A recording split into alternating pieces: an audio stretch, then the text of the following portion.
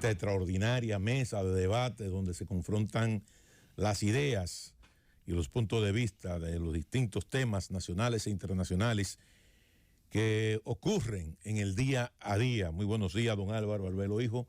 Un abrazo para usted y su distinguida familia. Don Bienvenido Rodríguez Durán, bienvenido Rodríguez León, doña Isabel Rodríguez. Buenos días al país. Miren, yo tengo por principio, y siempre le he dicho que no hay préstamo malo. Para mí no hay préstamo malo. Lo que es malo es el uso que usted le deja a un préstamo. Por ejemplo, yo voy a un banco y tomo de manera irresponsable un préstamo y en vez de yo hacerle una inversión a mi casa que me puede aumentar el nivel del valor de la vivienda o invertirlo en educación o hacer una inversión que tenga un retorno determinado, agarro y tomo un vuelo y me voy de francachela por ahí. Obviamente que ese gasto superfluo, como dicen los economistas, no va a tener ningún tipo de retorno. Y eso ocurre, yo siempre he dicho que las economías de los países no es lo más que se parece a la economía del hogar. Y mi padre me enseñó a priorizar las inversiones. Y lo más importante en esto es saber hacia dónde van destinados los préstamos. Los préstamos no son malos. Lo malo es el uso que usted le puede dar a los préstamos. Exactamente, porque vamos a suponer, Felipe Romero Sánchez, que en un hogar de clase media baja, ¿verdad? No hay tantos ingresos, pero tanto el hombre como la mujer trabajan, tienen ingresos, hacen un enorme sacrificio, sobre todo en momentos como este, para guardar, aunque sea una partecita del salario que reciben mensualmente. Y llega un momento que deciden, con ese dinero que tienen guardado, ese dinerito que tienen ahorrado, deciden tomar un préstamo para comprar una vivienda. Ese préstamo para comprar una vivienda jamás se puede considerar una mala decisión. Así es. No se puede considerar como un préstamo innecesario, todo lo contrario. Ese es un préstamo más que necesario porque es lo que le va a dar seguridad a esa familia, el hecho de tener un hogar propio. Y yo le quiero decir algo a los técnicos del gobierno. Si quieren entender lo que lo entiendan, sino que no lo entiendan. Ya no estamos en campaña electoral.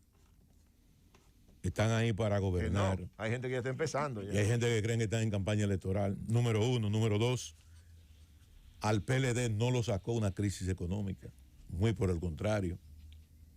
Los éxitos económicos que hoy puede tener este gobierno se debe precisamente al manejo de la economía. Bueno, y tanto así que las autoridades monetarias y financieras fueron ratificadas por este gobierno.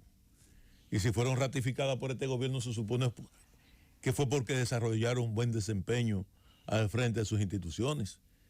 Y el mejor reconocimiento y mejor premio al gobierno del Partido de la Liberación Dominicana es que las autoridades monetarias y financieras, a excepción del superintendente de bancos, han sido ratificadas por este gobierno. Como también fue ratificada esa misma autoridad por el gobierno del PLD cuando le dio continuidad a la designación de Valdés Albizu al frente del Banco Central. Por eso hablo del PLD. Perdón. Recuerda que hubo una interrupción, porque Balaguer estuvo con Valdés Albizu en el Banco Central. Primero estuvo en el Banco de Reservas y luego estuvo en el Banco Central. 2000-2004 llega Hipólito Mejía y coloca al frente del Banco Central a Lois Malcún y luego coloca a Fran Guerrero Prats. La que se refiere a Fran Guerrero. Hermano Conde, esa la de los años 90. Es correcto. Donde de manera también yo diría adecuada y acertada por demás, se le dio continuidad a un Valdés Albizu que venía, como muy bien tú mencionas, de la administración reformista.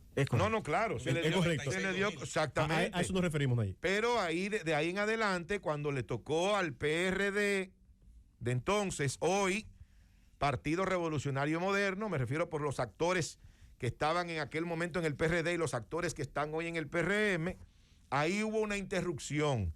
Parece que en aquel momento Valdés Albizu no era tan bueno en el manejo de la economía y bueno, ahora sí lo entendieron, que ya sí, que es bueno. Entonces, yo creo en eso. yo creo en que si se ha reconocido es porque las cosas se estaban haciendo bien. Perfectamente. Danilo ratificó a Valdés Albizu, que Lionel lo había designado en el año 2004 porque primero es el partido de gobierno.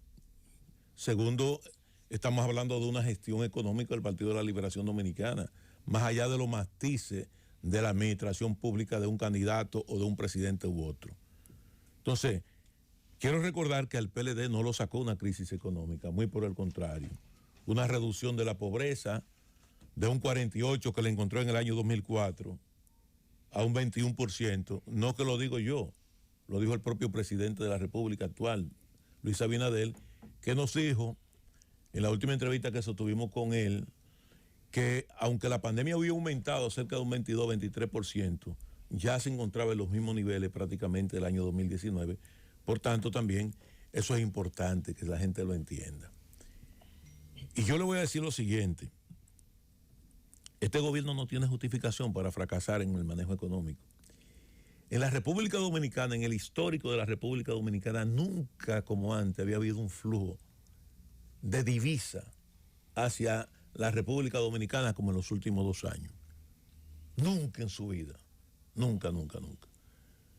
El gobierno del PLD de Leonel Fernández tuvo que ingeniársela para atraer inversiones extranjeras que aunque en su momento se veía bien, luego fue criticada por la forma en cómo se manejó el contrato de la Barrigol. Pero ese contrato de la Barrigol, en un momento en que había una crisis internacional, una crisis mundial y la República necesitaba flujo de inversión extranjera, llegaron al país cerca de 2,000 y pico de millones de dólares en ese momento de inversión extranjera. Y Danilo se trazó una meta de traer 10 millones de turistas, que llegó como a 8 millones de turistas, que provocó también una afluencia importante de recursos de inversión extranjera, entre otras cosas.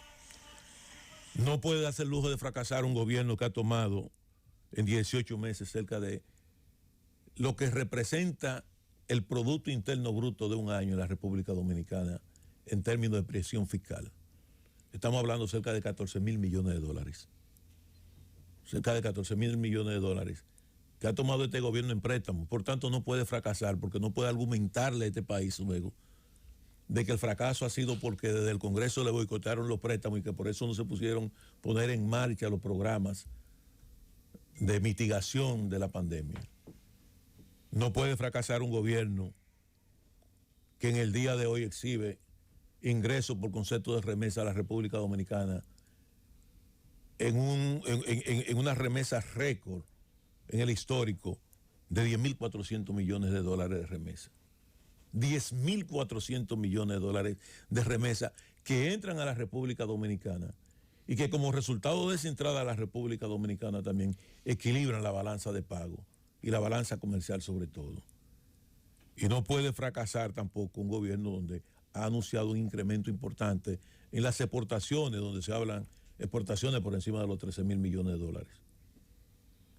Y el gobernador del Banco Central en el día de hoy dice que las reservas son de 12,000 millones de dólares, 12,800 millones de dólares. Tiene la República Dominicana en este momento la reserva para satisfacer la demanda de bienes y servicios importados hasta 6 meses. Hasta 6 meses. Entonces no puede fracasar este gobierno. Este gobierno no me pueden venir a mí con cuentos, no puede fracasar. Un incremento, una inflación récord en la República Dominicana. Segundo país con mayor nivel de inflación en la República Dominicana, 7,71%, de acuerdo a lo que dice el propio gobernador o la gobernación del Banco Central. Y cuando usted analiza ese crecimiento, ese nivel de inflación, guarda una relación con una línea muy fina, muy fina, a lo que es el crecimiento vegetativo de la economía, que va directamente proporcional con los niveles de inflación. Usted analiza este nivel de inflación que tiene la República Dominicana, que casi supera los 2 dígitos, que se coloca en 7,71%, y analiza el propio crecimiento que ha tenido la economía, obviamente que tienen una vinculación directa. ¿Por qué? Porque la economía también crece en inflación, pero el crecimiento es vegetativo, no es productivo. Una cosa es usted tener un crecimiento productivo de la economía con niveles de inflación bajos que le permita a usted manejar un crecimiento sostenido. Y otra cosa es usted tener un crecimiento vegetativo de la economía sobre la base de altos índices inflacionarios. Son dos cosas totalmente distintas. Entonces ese crecimiento vegetativo de la economía que se dispara es como resultado también, parte de ese crecimiento es como resultado del crecimiento vegetativo de la economía, fundamentado básicamente en la inflación. Estamos hablando de una inflación récord de 7.71%. Y hoy nosotros tenemos más flujo de recursos, más flujo de divisas, tenemos mayor nivel de inversión extranjera. Señores, estamos hablando de una inversión extranjera que cierra este año cercano a los 3.000 millones de dólares. Cerca de 3.000 millones de dólares. Con una recuperación extraordinaria del sector turismo. Estamos hablando de cerca de 5 millones de turistas, que aunque no han superado el récord del año 2019 hasta atrás, obviamente por el tema de la economía mundial y de la pandemia, se está recomponiendo el turismo. Tenemos inversiones en el área hotelera, tenemos inversiones en bares, restaurantes, pero también hay un flujo importante de turismo, porque ha habido un plan de crecimiento sostenido del sector turismo. Y qué bueno que así sea. Por eso yo digo lo siguiente. En la República Dominicana, aquí lo que nosotros tenemos que analizar, más que criticar los préstamos, es a dónde están yendo los recursos. Y que no me pueden argumentar a mí, no, que los recursos se están yendo para tal sitio porque tenemos pandemia. No, no hay un solo programa de la pandemia en la República Dominicana que no haya sido sujeta a un préstamo internacional. No ha habido un solo, por tanto, todo lo que estamos haciendo con el tema de la pandemia tiene un financiamiento directo a través de los préstamos internacionales. Todo.